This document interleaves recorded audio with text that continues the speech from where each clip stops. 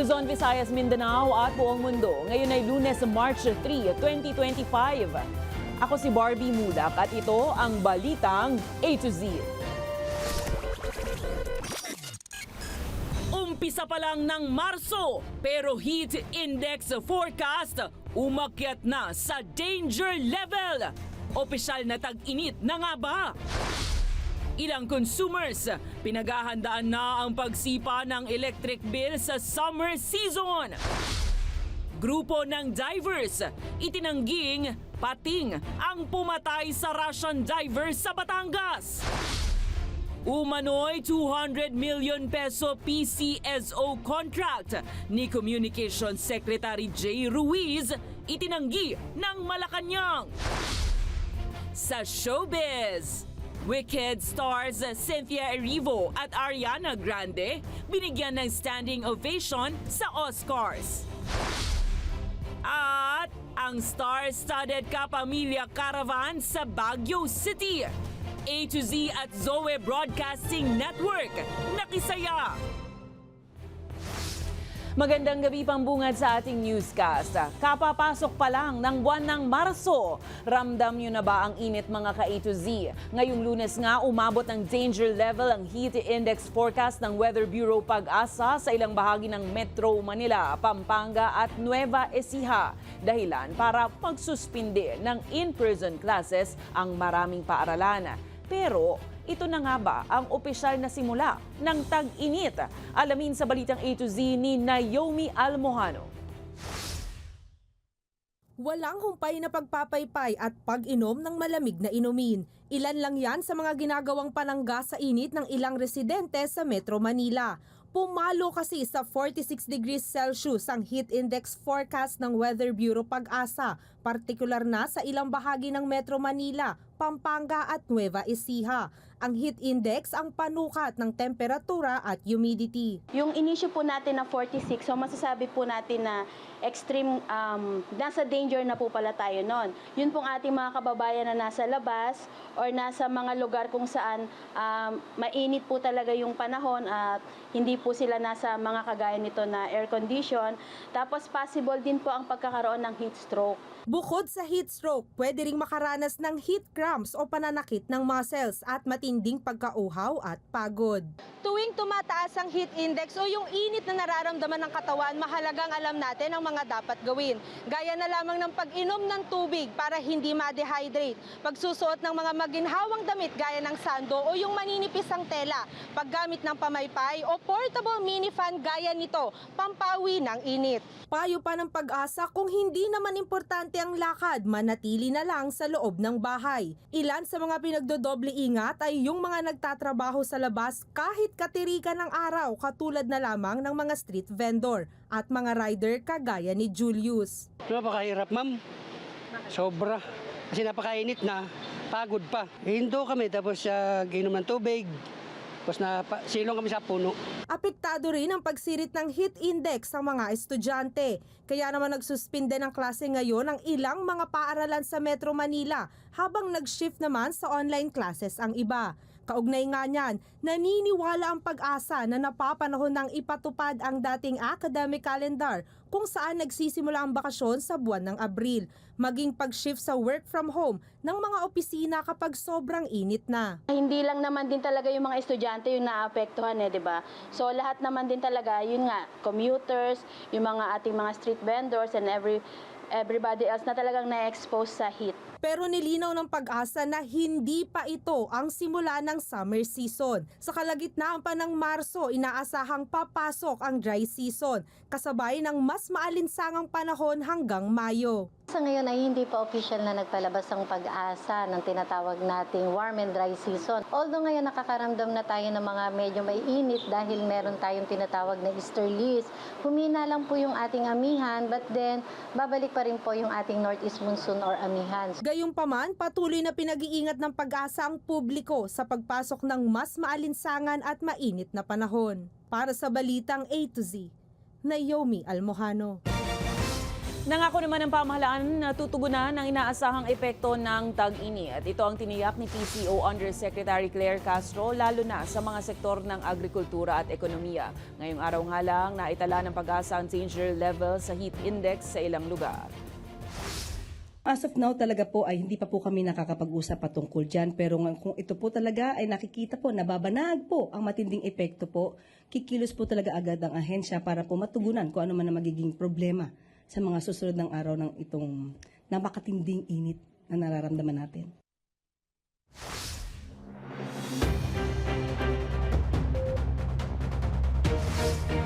Hindi pa man opisyal na nagsisimula ang panahon ng tag-init o summer. Mataas na ang konsumo ng ilan sa ating mga kababayan sa cooling appliances gaya ng electric fan at aircon. Dahil sa inaasahang pagtaas ng power consumption ngayong summer months, sabayan pa ng eleksyon sa Mayo, bumuo na ang Department of Energy ng task force para matiyak na sapat ang supply ng kuryente. May balitang A to Z si Ace Cruz. Mula lagpas 2,500 pesos na electric bill sa mga nagdaang buwan, inaasahan ni Nanay Emiliana na madaragdagan ito ng hanggang 1,000 pesos ngayong pumasok ng buwan ng Marso. Kaya bilin niya sa mga kasama sa bahay. Sabi ko nga, pag mahangin sa labas, doon muna kayo sa labas para mapatay yung electric fan kasi mainit na. Anya, sayang naman kung sa electric bill lamang mapupunta ang buwan ng budget. Napupunta na lang doon yung sa tubig, sa kuryente, ganun. Ayon sa Meralco, natural lang ang pagtaas ng singil ng kuryente tuwing summer months dahil sa paglakas ng gamit ng cooling appliances gaya ng electric fan at aircon. Yung pressure for prices to go up dahil sa taas ng demand, historically, tumataas din yung presyo ng kuryente both in terms of the bilateral supply contracts that we have and the price in the wholesale electricity spot market. Ayon naman sa Department of Energy o DOE, sa ngayon ay stable pa ang supply ng kuryente dahil sa huling linggo pa ng Mayo o unang linggo ng Hunyo inaasahan ang peak consumption. So wala tayong nakikitang problema sa ngayon and continuously minomonitor natin hindi lang ang mga power generation facilities natin but also yung ating mga transmission facilities. Bumuo na ng task force ang DOE, lalo't kasabay na summer month ang midterm elections sa Mayo, kaya't lalong tataas ang energy requirements sa buong bansa. We have to secure in terms of energy provision, no? Yung power supply situation natin. We have to identify as well ano yung mga areas that may need augmentation as far as electricity supply is concerned. So all in all, naka-ready tayo. Sa bahagi ng Meralco, pagsapit ng peak season, ipatutupad ang interruptible load program para sa malalaking electric consumers gaya ng malls. Gagamitin nila yung kanilang sariling supply ng kuryente through their generator sets. So nafi-free up yung load na ibibigay natin yon sa mga residential customers. Puspusan na rin ang paalala ng DOE sa mga grid operator at electric distributor na tiyaking maayos ang kanilang pasilidad bilang paghahanda sa pagtaas ng demand sa kuryente. Para sa balitang A to Z, Ace Cruz. Aabot sa 200 pamilya sa Pook Daan Tubo, Barangay UP Campus, Quezon City ang nasunugan nitong unang Lunes ng Marso, Fire Prevention Month. Ayon sa Bureau of Fire Protection, nahirapan ang mga bumbero na mag-apula sa apoy dahil sa lakas ng hangin na sinabayan pa ng init ng panahon. Papalo sa 50 truck ng bumbero ang rumisponde. Pero dahil dikit-dikit ang mga tirahan, mabilis na natupok ng sunog ang mga kabahayan. Pasado alas 9 ng umaga sumiklab ang sunog at naideklara ng itong fire out alas 3 na ng hapon. Sa ngayon patuloy pa rin na iniimbestigahan ang nagsanhi ng sunog. Halos kalahating oras na na-stranded ang ilang pasahero ng MRT-3 bandang Ayala Avenue Station kanina matapos ang technical issues. Paliwanag ng pamunuan ng MRT-3, nakaranas ng loss of traction bandang alas 12 ng tanghali ang bagon papuntang Cubao Station. Agad namang naibalika ang normal na operasyon ng tren. Humingi rin ng paumanhin ng pamunuan ng MRT-3 sa idinulot na abala. Kasunod ng mga hininalang, inatake ng pating ang mga nasawing Russian divers malapit sa Verde Island sa Batangas. Dinepensahan ng grupong Marine Wildlife Watch of the Philippines ang mga pating. Sa isang pahayag, nilinaw ng grupo na pagkalunod ang totoong cause of death nila Maxim Melekov at Ilya Peregudin, ang dalawang scuba diver. Hindi rin daw mapatutunayang shark attack ang dahilan ng pagkawala ng mga braso ng isa sa mga biktima.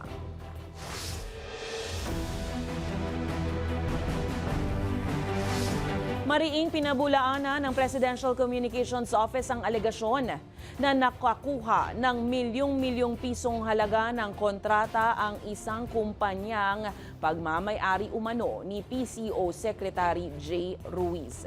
Sa lathala kasi ng Politico website nitong March 2, aabot umano sa 205 million pesos ang nakuhang kontrata ng media company na Digital 8 kasama ang IBC 13 para sa TV production at broadcast ng Lotto draws ng gobyerno. Si Ruiz rin daw ang nakalistang otorisadong kinatawan ng Digital 8 Company at nakuha ang kontrata ilang buwan lang bago siya pangalan ng kalihim ng PCO. Pero sa pahayag ng PCO ngayong Lunes, tinawag nilang hindi totoo at mapandin lang ang news scoop ng Politico website. Ayon sa statement ni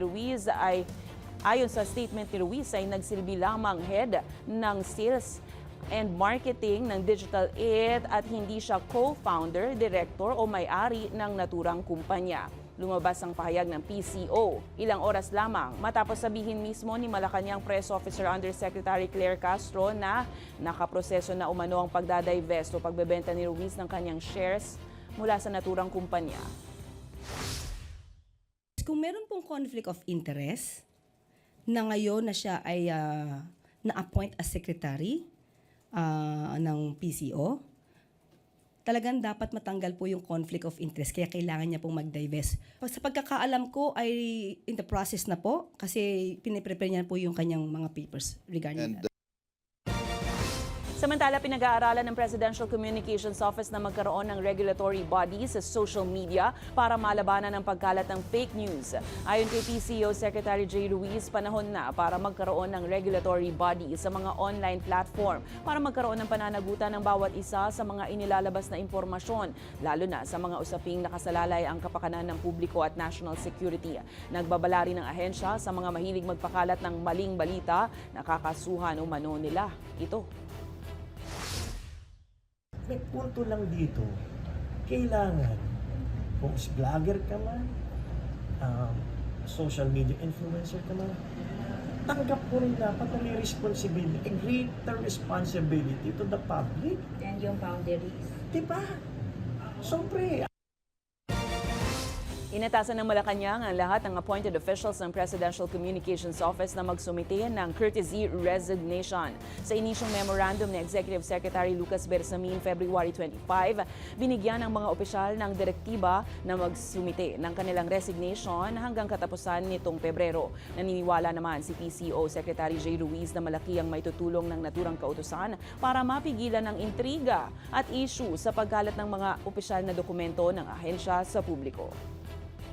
mahirap din po kasi, siyempre, dapat pagkakatiwalaan mo. Kasi kung hindi mo kasama, hindi mo naman sila kakilala. So of course, as secretary, dapat dalhin mo rin yung sarili mo. Pinag-aaralan na ng Department of Justice ang pag-amyenda sa cyber libel law para labanan ang fake news. Dito nang babala ni Pangulong Ferdinand Marcos Jr. sa publiko hinggil sa mga maling impormasyon ngayong papalapit na eleksyon. Gayunpaman, wala pang target date kung kailan matatapos ang kanilang pagbusisi sa kasalukuyang mga polisiya. We have been studying ways to combat fake news. We're looking at the cyber libel laws and other cyber laws. If there's a need to amend it, we will recommend amendments to it. Hindi kami salesman. Ito ang banat ni PCO Undersecretary Claire Castro kasunod ng patutsada ni dating presidential spokesperson Harry Roque na mahirap umanong ibenta ang Administrasyong Marcos Jr. Kamakailan sinabi ni Roque na mahirap ang trabaho ng PCO na pagbebenta sa lideratong Ferdinand Marcos Jr. Anya kahit na pinakamagaling na salesman, mahirap ang ibenta ang produktong poor quality o kalidad. Hirit niya pa, good luck na lang kina PCO officials J. Ruiz at Castro. Hindi po kami salesman dito. Kami po ay messenger. Ang salesman po kasi kailangan na maganda ang bokadura mo. Kailangan na ibenta kahit na minsan ay hindi totoo yung mga sinasabi mo para lang mabenta ang isang tao o isang produkto. Okay, sa amin po, messenger kami, hindi po kami nagbebenta ng Pangulo o ng gobyerno.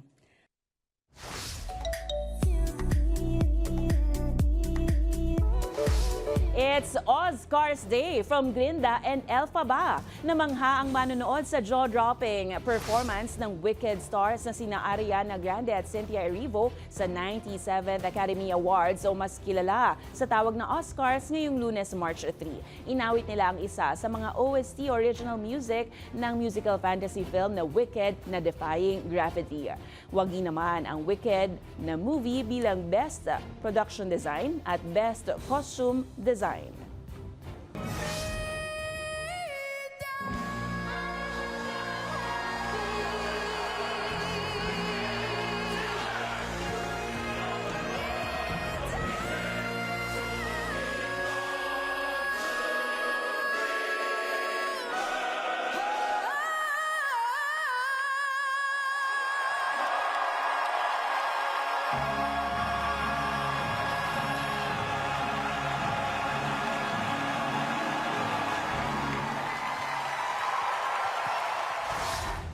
Susunod, LTO enforcers na sangkot sa marahas na paninita sa Bohol, sinibak na sa pwesto.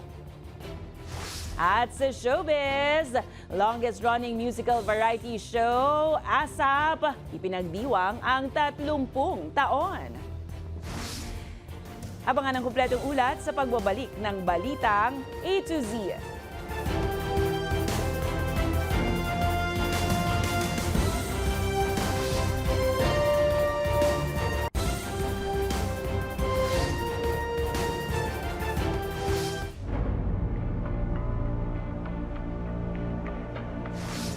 Sinibak na sa pwesto ni Transport Secretary Vince Dizon ang 5 enforcers ng Land Transportation Office na sangkot sa viral video ng panghuhuli sa isang magsasaka sa Panglao, Bohol. Ayon sa kalihim, walang puwang sa gobyerno ang ganitong klase ng pag-uugali.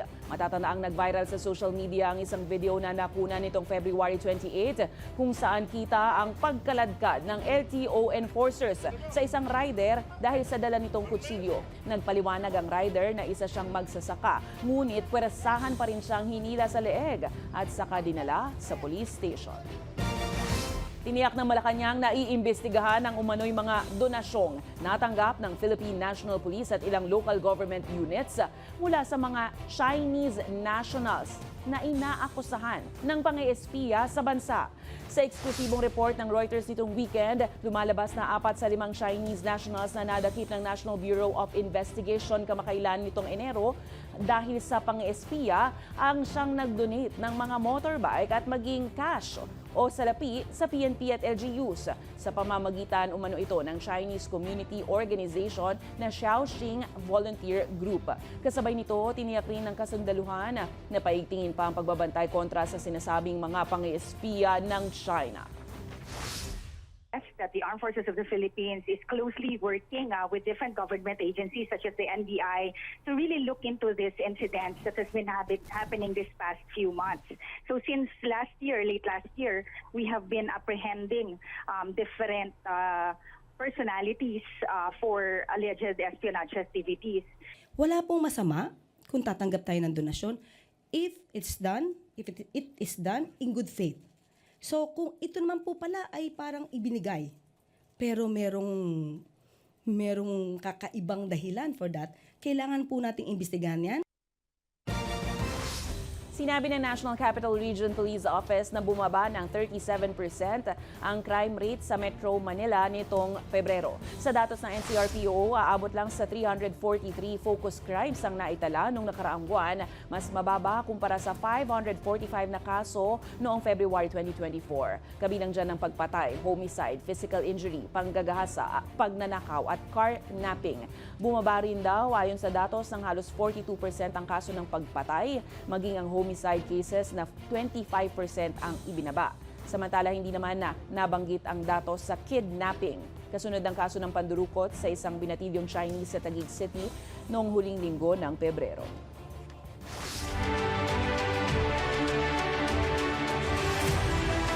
Umakyat na sa 29 ang bilang ng mga election-related incidents ayon mismo kay Commission on Elections Chairman George Garcia. Ito ay batay sa datos ng Philippine National Police mula October 2024 hanggang nitong March 1. Sinabi naman ni Garcia na hindi pa kabilang sa naturang bilang ang mga nangyaring karahasan sa Abra at Lanao del Sur dahil bine-beripika pa ang mga kaso. Karamihan naman sa mga ito na may kinalaman sa eleksyon ay mula sa Bangsamoro Autonomous Region in Muslim Mindanao o BARM. Sa ngayon, wala pang lugar sa bansa ang nasa ilalim ng kontrol ng COMELEC sa darating na halalan, ngunit mayroon na ang biniberipikang 12 hanggang 15 dagdag na inaasahang bilang sa mga election-related violence. Ang focus talaga ng diskusyon kanina mo on the Bangsamoro din. Not because Bangsamoro is a special region, but because na-postpone, na-reset kasi ang eleksyon sa Bangsamoro, and therefore gusto naming malaman ano ang implikasyon, epekto ng pagkaka-reset ng Bangsamoro election from May 12 to October 13. Bukas ang COMELEC para sa isang espesyal na guided tour sa nag-viral na It's a Showtime contestant na walang sapat na kaalaman patungkol sa Commission on Elections. Sa question and answer portion ng isang segment sa programang Showtime, tinanong ang contestant sa kung anong mensahe niya sa Komisyon ng Halalan. Pero inamin niyang wala siyang alam patungkol sa COMELEC at sa trabaho nito. Umani ng iba't ibang reaksyon online ang sagot ng batang babae at dahil sa pangyayari, inimbitahan naman ng COMELEC ang naturang contestant para mabigyang kaalaman hinggil sa komisyon.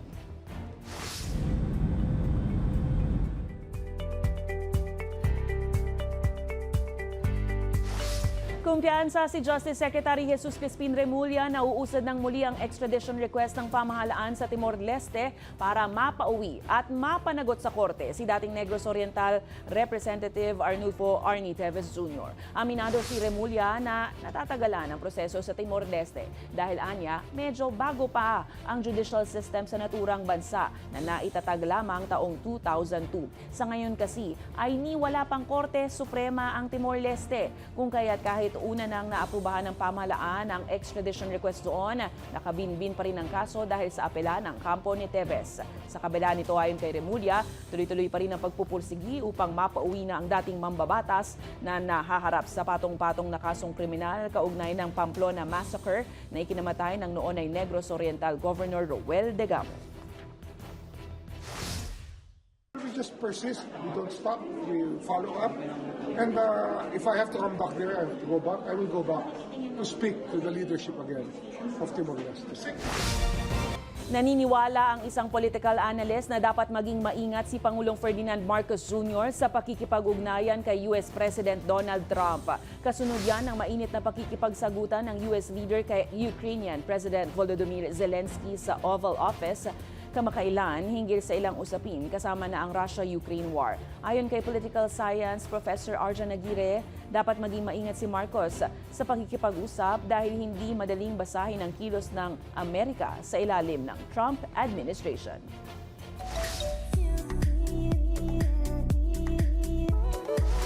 Hindi lamang isa o dalawa, kundi 3 dekada na po nating kasama tuwing linggo ang tinaguriang longest-running musical variety show sa bansa, ang ASAP. Isang engrandeng selebrasyon nga ang bumugad sa paggunita ng 30 years ng naturang programa nitong linggo, kung saan bumidang muli ang mga artistang naging bahagi na ng ASAP stage noon at ngayon. Ang Pioneer ASEP Director na si Johnny Manahan aka Mr. M bumati sa programa at sinabing natutuwa siyang naging bahagi ng ASAP at masayang nakatrabaho ang iba't ibang henerasyon ng mga naglalakihang bituin. Nakiselebrate din ng pasad ng ABS-CBN ELJ building kung saan nagningning ang mga katagang ASAP 30 sa mga kulay ng Kapamilya Network na pula, berde at asul. Sa aming pagbabalik sa showbiz, ang star-studded Kapamilya Caravan sa Summer Capital, Baguio City. A to Z at Zoe Broadcasting Network, nakisaya. Manatiling nakatutok, kayo ay nanonood ng Balitang A to Z.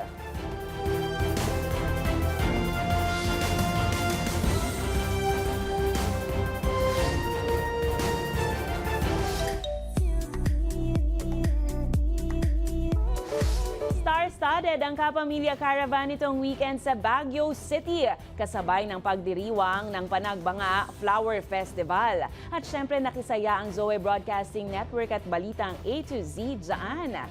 Panoorin sa Balitang A to Z Showbiz ni Lane Garcia. Welcome to Baguio City! Di pa opisyal na panahon ng tag-init pero mainit na ang pagsalubong ng mga ka-A to Z sa Kapamilya Caravan nitong weekend sa Summer Capital of the Philippines. Punong-puno ang venue at damang-dama ang excitement na maspat ang kanilang mga idols, kabilang ang yours truly, Char! Game na nakijoin sa kasiyahan at katuwaan ang mga taga Baguio City. Habang naglibot naman ang Team A to Z kasani puwersa ang Light TV upang maibahagi ang mas pinalakas na balitang A to Z. May giveaway naman na stickers para sa mga bus at taxi drivers. Exciting rin ang mga palaro na nagbigay saya sa mga lumahok na Balitang A to Z followers. Walang talo, lahat winner! Thank you, maraming salamat. Thank you sa Balitang A to Z. Thank you, Balitang A to Z. Gumagundong sa sigawan ang crowd sa pagdating ng Kapamilya Stars. Pinasaya ang caravan ng cast ng Incognito na binubuo ni na Richard Gutierrez, Daniel Padilla, Kyla Estrada, Maris Racal, Anthony Jennings at Baron Geisler. Kilig to the max naman ang hatid ng phenomenal love team Donnie Pangilinan at Bel Mariano o mas kilala bilang Don Bell. Inabangan rin ang cast ng Saving Grace kasama ang lead stars na sina Julia Montes, Jenica Garcia at Sam Milby. At may special performance naman mula sa P-pop group na BGYO. O diba, ang saya! Sa A to Z, kompleto tayo! Para sa Balitang A to Z, Lane Garcia. Kung kayo ay may kwentong kakaiba, mga kwento ng pag-ibig o storya ng inspirasyon at pag-asa, maaari nyo itong ibahagi. Sumali sa ating Facebook group na Balitang A to Z. Panoorin ang replay ng ating programa at sundan ang ating social media pages, hanapin ang Balitang A to Z. Ang ating quote of the night ay mula sa isang kilalang mental calculator na si Thomas Fuller. Ang sabi niya, hindi natin napapansin ang halaga ng tubig hanggang sa wala na ito. At yan po ang mga balita at impormasyon, mga kwentong may dalang inspirasyon na tinutukan ng Balitang A to Z. Ako si Barbie Mulak, maging maalam, makialam. Magandang gabi sa iyo, Pilipinas!